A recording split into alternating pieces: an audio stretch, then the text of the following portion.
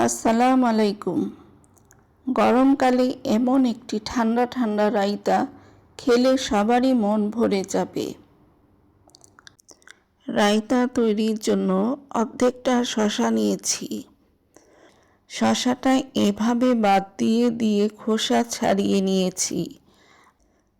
আর গাজর নিয়েছি অর্ধেকের কম। বেশি গাজর দিলে খেতে ভালো লাগে না। গাজর একটু শক্ত টাইপের সবজি। যতটা সম্ভব মিহি করে গাজর কেটে নিতে হবে। এরকম সফট কুচি রায়তার জন্য প্রয়োজন। গাজরের মতো শসাও একইভাবে কুচি করে নিয়েছি। শসায় একটু বেশি পানি থাকে, তাই কুচি করার পর শসা চিপে চিপে পানি বের করে ফেলেছি।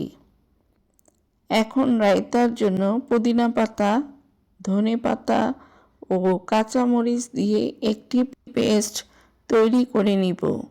এগুলো একেবারে মিহি করব না, একটু আস্ত আস্ত রেখেছি।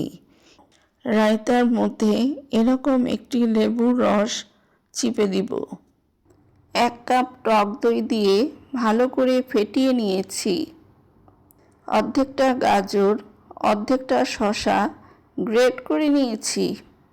এখন গাজর ও শসা কুচি দিয়ে দিব 1/2 চামচ ভাজা জিরার গুঁড়ো, 1/2 চামচ গোলমরিচ গুঁড়ো, 1/2 চামচ বিট লবণ, 1 চামচ চিনি, 1 টুকরো লেবুর রস মেশাতে হবে এবং ব্লেন্ড করা মরিচের পেস্ট দিয়ে সব উপকরণ ভালো করে মেশাতে হবে।